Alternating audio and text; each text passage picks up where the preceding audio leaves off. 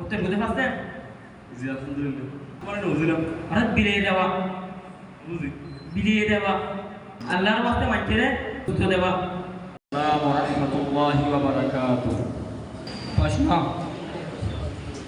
কি পরিমাণ সম্পদের মালিকের উপর কোরবানি করা ওয়াজিব?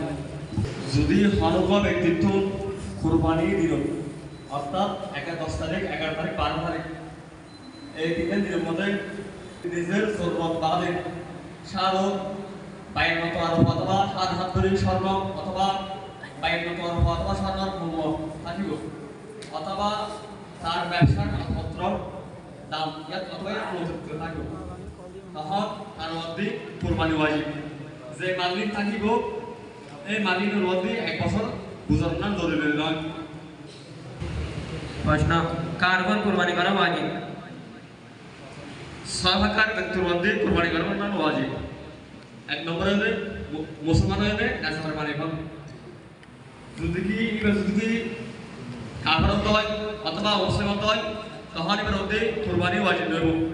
2 নম্বরে হলে 2 নম্বর মুকিম হইলে নাসার মালিক হন, তখন মুকিম হইলে নাসার মালিক হইলে এবার মধ্যে কুরবানি ওয়াজিব হইব। যদি কি এবার মুকিম হইলে নাসার মালিক না হয় তখন এবার মধ্যে কুরবানি ওয়াজিব হইব। 3 নম্বর হলে আজাদন অর্থাৎ স্বাধীন হইলে নাসাবের মালিক হন, তখন এবার মধ্যে কুরবানি ওয়াজিব হইব। আর যদি কি স্বাধীন হইলে যদি কি বাণী অর্থাৎ গোলামাই যদি কি নাসাবের মালিক হয় তখন এবার মধ্যে কুরবানি ওয়াজিব হইব। 4 নম্বরে হলে প্রাপ্তবয়স্ক অর্থাৎ বালক হইলে নাসাবের মালিক হন, তখন এবার মধ্যে কুরবানি ওয়াজিব হইব। আর যদি কি গোড়া পাইতে নাসাবের মালিক হওয়ার পরেও এবার মধ্যে কুরবানি ওয়াজিব হইব। 6 নম্বরে হলে আকলন অর্থাৎ আকল হইলে নাসাবের মালিক হন, তখন এবার মধ্যে কুরবানি ওয়াজিব হইব। যদি কি ফল হয় যদি কি নাসাবের মালিক হয় তখন এবার মধ্যে কুরবানি ওয়াজিব হইব। প্রশ্ন, একজন নাসাবের মালিক এমন যে কখনো জ্ঞানের পরে কখনো জ্ঞান ফিরে আসে, তখন তার মধ্যে কোরবানি ওয়াজিব হবে কিনা? সুন্দর করে বলেন। যদি কি কুরবানির দিন সমূহের মধ্যে অজ্ঞান ব্যক্তিকে ব্যাকপাক সময় দম থাকতে হয়, দম থাকে যদি নাসাবের মালিক হয় তখন এবার মধ্যে কুরবানি ওয়াজিব।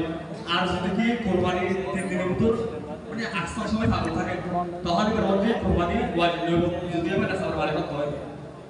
গ্রেফতার হওয়া ব্যক্তির উপর কোরবানি ওয়াজিব কিনা? কয়েদি ব্যক্তিত্ব কুরবানি ওয়াজিব যদি কি নাসাবের মালিক হয়।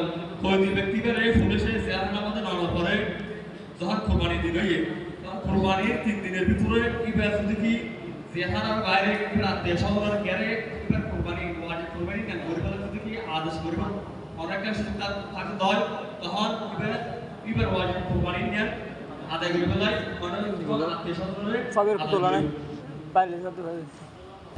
মৃত্যু ব্যক্তির জন্য কুরবানি করা উত্তম নাকি সদকা করা উত্তম? 10, কোরবানির দিনসমূহের মধ্যে মৃত্যু ব্যক্তির হিসাবে সম্পর্কে টাকা পয়সা দান সৎকার করা হচ্ছে কোরবানি করা উত্তম।